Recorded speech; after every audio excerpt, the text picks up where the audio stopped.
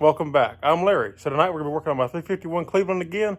So let's jump into it and take a look at what we got. So tonight we're going to be looking at the exhaust manifolds. Now these are stock manifolds. These are actually for a 351 modified /400 for a 77 to 82 Ford truck.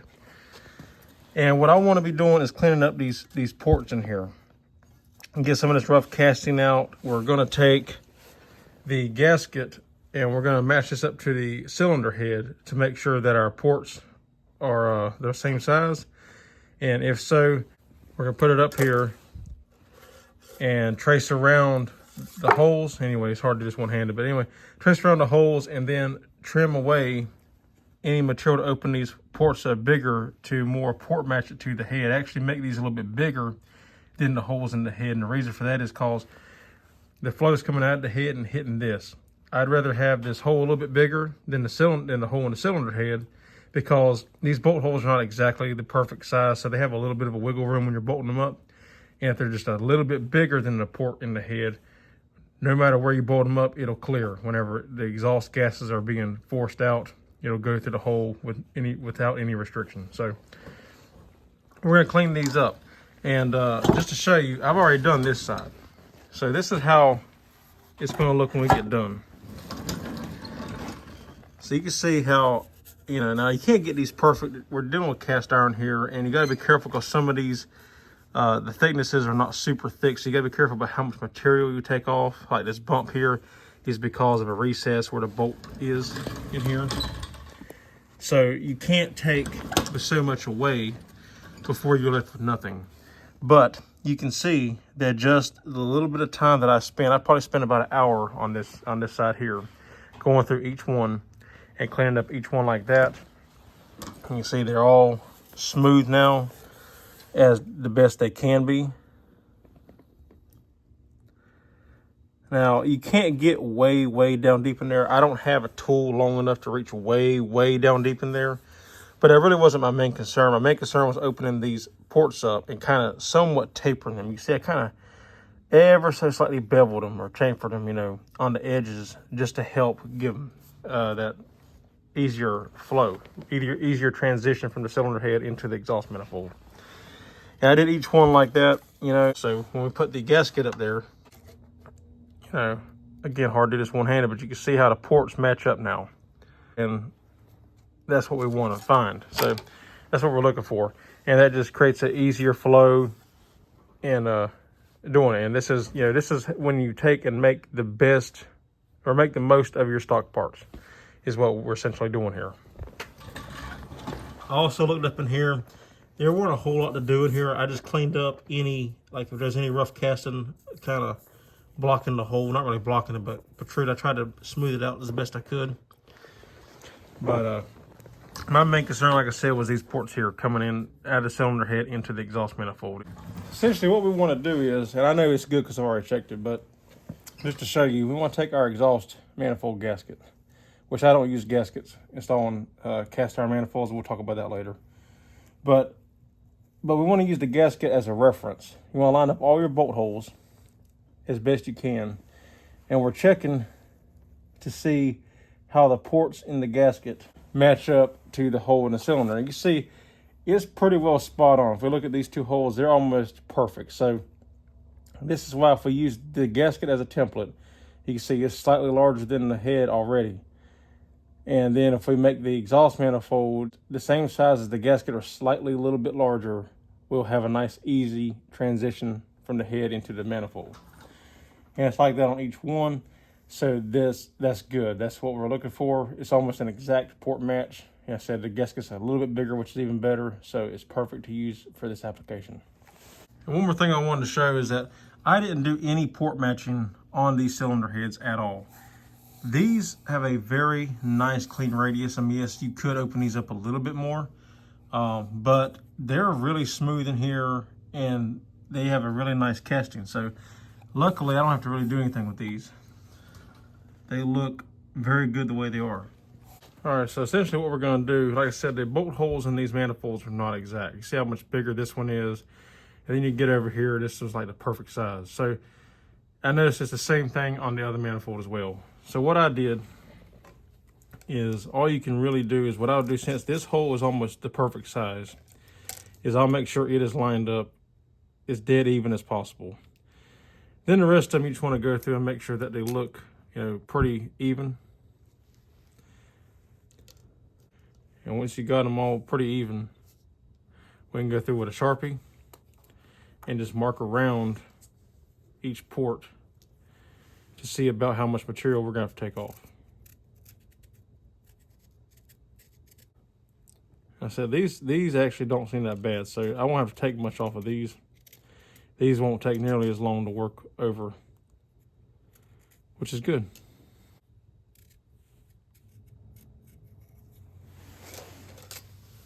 It's a little hard to see, but there is a mark. I got a mark all the way around it now. And even if I don't have a mark, I'm still gonna open this up. Like I said, chamfer the edges just a little bit wherever the mark didn't hit, just to give it more of a better flow into it. So what I've been using to do this is I've been using one of these bits here on the end of my drill.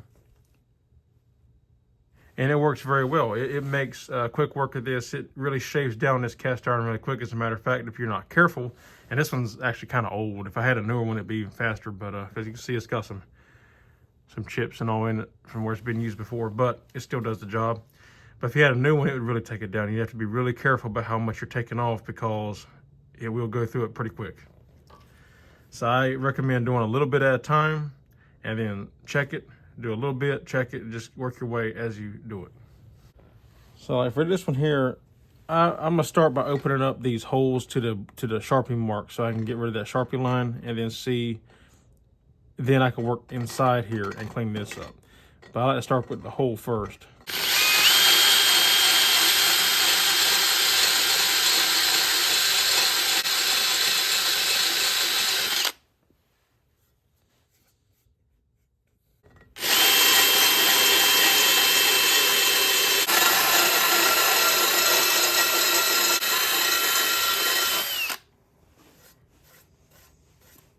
Okay, so we're pretty much taking that Sharpie mark completely away now. So whenever I get it where the Sharpie mark is gone, I'll come in here and kind of angle it and just chamfer this hole a little bit to smooth that edge out.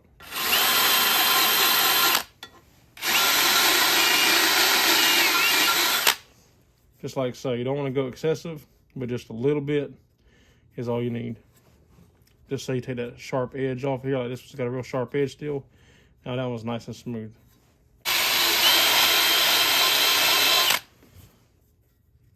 Yeah, that feels really good right there now. Like once you got it like that all the way around, we can go inside and start cleaning up like the inside port.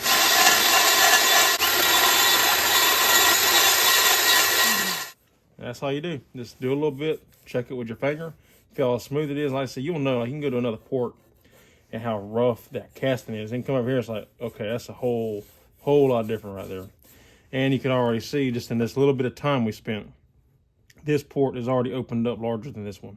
It's cleaner, it's smoother, it's a little bit larger, and looks better. And that right there, them little details right there is what makes all the difference in the world. Alrighty, so we got both of these taken care of now. The ports look good. And this is the one I was demonstrating. So you see we got this ports cleaned up really nice now. Really smooth. And now we'll have a nice even flow. I cleaned up in here as well, just to give it as smooth of a transition as possible. So they look really good. Now the only thing left that I like to do is to get me a big flat file and run it across these evenly, all the way back and forth until it shows even wear all the way against the entire surface all the way across. And that's just to make sure that this is really flat. Now, they're probably fine. The reason I don't use gaskets with cast iron manifolds is because you don't need them. Ford didn't use them from the factory. They just bolted them up metal to metal and they seal. That's the way I've always done it. I've never had one leak. You know, the only time I've ever seen one leak is if they're extremely warped. Then you can use a gasket to help with that. But again, you can run a file across here and flatten them out and then you're fine anyway. So, but so I don't ever use gaskets because you don't need them, like I said. Cast iron is kind of like rubber in a way. People don't think of it like that because it's metal. And you know, you look at it, it's heavy, it's solid, but cast iron is very porous. It absorbs heat, and they expand and contract a lot. So you know, they will seat and settle themselves to the head of the surface. So that's why you don't need gaskets. So when doing these manifolds, you want to have something to set them on that's relatively solid. That way you can file on them. So I got me a file here, and we're going to take this file. You need a pretty decent long file. Wish I had one a little bit longer, but this works fine. If you have a long enough belt sander, like a bench top belt sander that you can lay this on, you could do it that way too. It's even faster, but I just use the file because I don't have a belt sander. But we're just going to run this across here like so. And you don't have to worry about marking this with a Sharpie. I mean, you can, but you don't have to, because I'm about to show you. You can already kind of see how there's marks already showing up where the high and low spots are. Obviously, the new shiny spots is your high spots. The dark spots is your low spots. Now, you want to use a nice long sweep. You don't want to sit here and focus on one area like that for too long. If something's real bad, I will do it a little bit longer in that one area and then come back and do the whole thing. But you want to mainly keep it nice and even, a nice transition the whole way. So when you're doing this, you want to make sure that your grit is hitting the surface the whole way. So you want to come back far enough and go forward far enough, like that.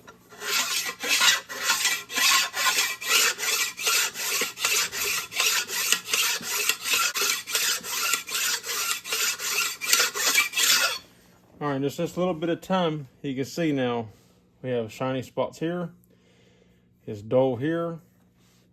You can see all the shiny spots of where the file is hitting and where it's not.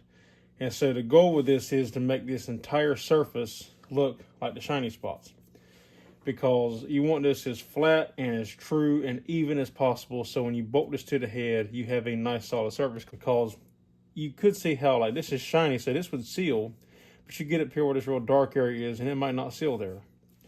So I like to just go through and just do this as extra assurance.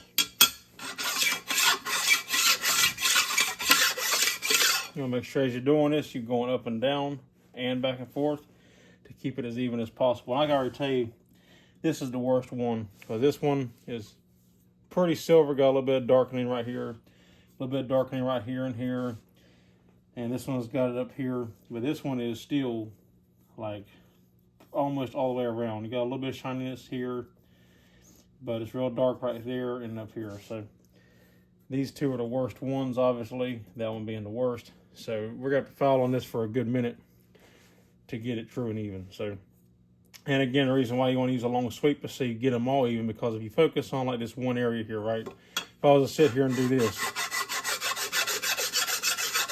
until this was shiny, these two, technically they're the worst. You know, it would bring these down and potentially could lower these more than these. So want to make it all even all the way across.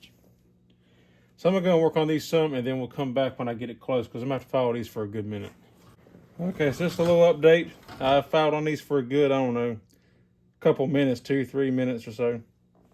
And these two are pretty much dead even now. This one's got a little bit of very slight, light discoloration here. This one's still got a big portion right here and a little bit right here. So this one right here, I mean, I'm not going to say it's guaranteed that it would have leaked if I hadn't done this, but there's a good possibility that if I had just bolted this up, it may have leaked right here at the very top. Technically, I could bolt it up like this, and I've worked it down enough. This right here would probably be fine. It would seal, but I'm going to go ahead and keep working it until I get both of these to look like these two. So we'll come back after I finish doing that. So this one is done now, and we can look and see it's a nice, even, shiny metal all the way down each one.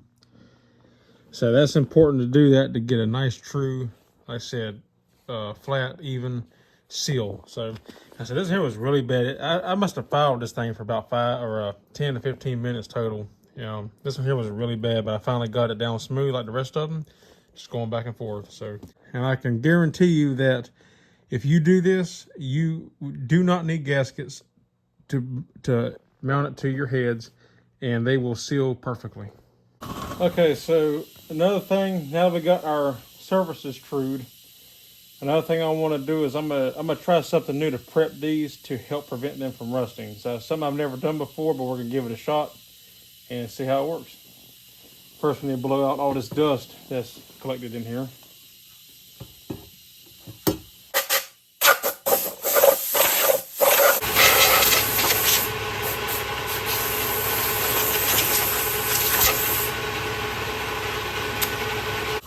Okay, so next we're gonna spray this down with some carburetor cleaner to get any oils and everything off.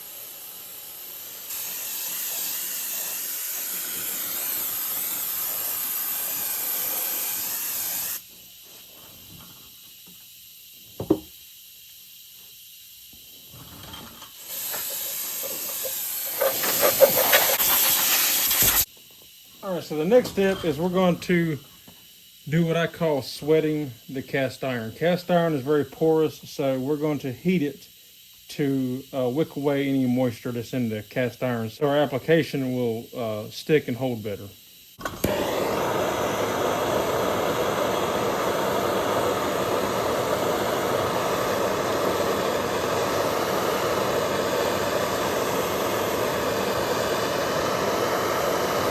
And you can see how it's changing. You see that moisture escaping the cast iron. You see how now it's all wet up here? It's dry there, that's what we're looking for.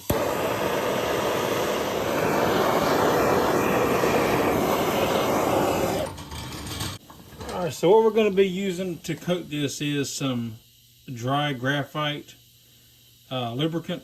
I heard this works very well on this, so I'm gonna give it a shot. I've never done it before, and we're gonna see how it works. And the good thing about doing this with the manifold hot is it'll soak into those pores and kind of cook it on there. I'm not worried about getting on my surfaces. I can come back and clean it off the surfaces later.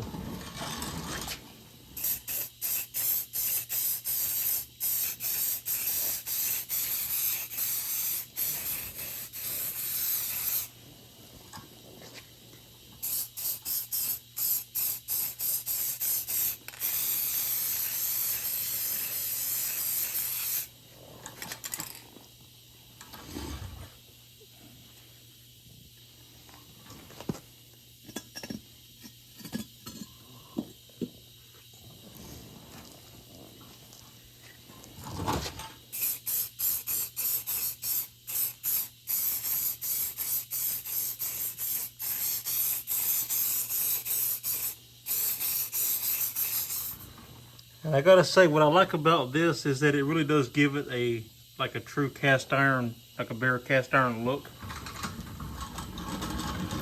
And so, like I said, with it being hot, it kind of bakes it and cooks it on there. And it's already dry, so that's good. And we're gonna let this dry really, really good, like overnight, obviously.